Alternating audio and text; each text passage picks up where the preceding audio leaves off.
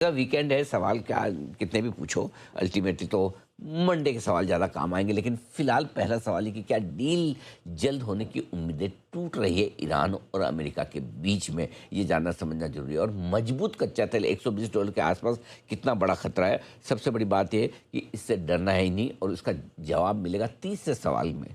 तीसरा सवाल है क्रूड में जून या जुलाई का वायदा, किसका भाव देखें और किसका भाव देखकर डिसाइड करें। एफआईज बेचने के मूड में है या नहीं, ये भी जानना समझना जरूरी है।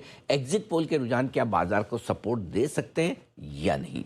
इस बीच गैप डाउन ओपनिंग पर खरीदें या बेचें, ये भी जानना समझना जरूरी है। लंबे वीकेंड से पहले पोजीशन हल्की करें, किसकी? दोनों की, तेजी हो या मंदी की। क्या हल्की करना ठीक है? क्या सोमवार को समझ तो गए होंगे आप। बिल्कुल कहाँ किसी भी तरफ क्या बड़ा खुल सकता है, और नतीजों के दम पर आज कौन से शेयरों के थोड़ी बहुत गिरावट की संभावना बनती है, ये भी जानना समझना जरूरी है। ऑलराइट, लेकिन आइए इससे पहले कि हम हमारे मार्केट्स के ट्रिगर्स को समझें सर, सबसे पहले इंटरनेशनल मार्केट में ये ट्रम्प साहब कहाँ पुतिन साहब को फोन लगा दिया? अरे पूछो मत, पुतिन साहब को फोन किया है, दोनों के बीच में बात हुई, और ईरान और ये सारे मुद्दों पे बात हुई, यूक्रेन दोनों पर बात हुई। यूक्रेन के मुद्दे पे तो बहुत सारी बातचीत कर ही चुके हैं, ठीक है।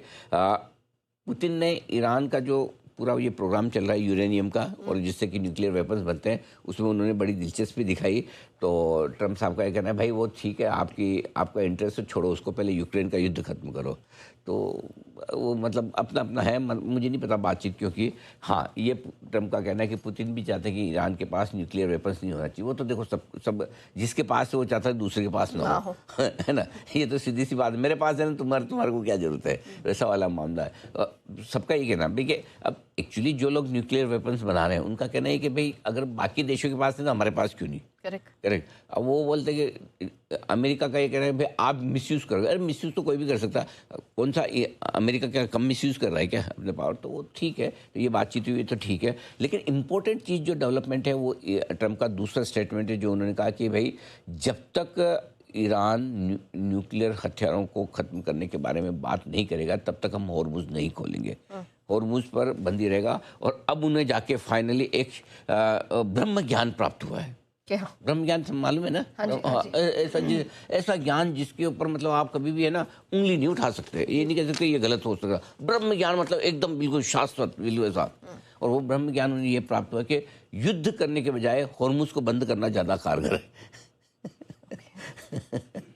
आज कौन सा 61वां दिन हो गया? नेहा जी बताया नहीं आज, 62 दिन तो बताया नहीं आजकल, आप बताती थी। 2 महीने हो गए, अब सोचा थी भगवान ना करे 3 महीने हो, लेकिन अब हाँ, जब आप बताना बंद करेगी तभी युद्ध बंद होगा। सब ब्रह्म ज्ञान ये प्राप्त हुआ है कि हॉर्मुज़ खुला रख के फायदा, हॉर्मुज़ बंद कर दो, युद्ध करके फायदा नहीं है। ऐसा पहले ही कर लेते। ये ट्रायल एंड एरर कर रहे थे लगता है 2 महीने। कुछ नहीं, कोई प्लानिंग नहीं है इस आदमी की, पूरी दुनिया को नचा रहा है फालतू में, ऊपर नीचे रोज आगे पीछे। ने भी तो वही बात, अरे सब वही कह रहे हैं, लुल्ला जी कह रहे हैं हमारे ब्राजील। मैं I love this person Lulla साहब। वो सबसे मुझे दुनिया में इस वक्त सबसे बढ़िया पॉलिटिशियन वो आदमी लगता है, जो बोलता है दिल से बोलता है, खुल के बोलता है, डरता नहीं किसी से, है ना। बाकी सब जर्मन वालों में भी थोड़ी अंतरात्मा जागी है, ठीक है, वो सब ठीक है अपना। लेकिन कुल मिला के ये है कि ट्रम्प अड़े हुए हैं, जब तक ईरान ये नहीं कहेगा कि हम परमाणु हथियार नहीं बनाएंगे, या वो उनको यूरेनियम चाहिए, वो 400 साढ़े 400 किलो का मामला है पूरा, ठीक है, तब तक देखते हैं क्या होता है। सो कुल मिला के ये है कि बड़ा डेवलपमेंट ये है कि ट्रम्प ने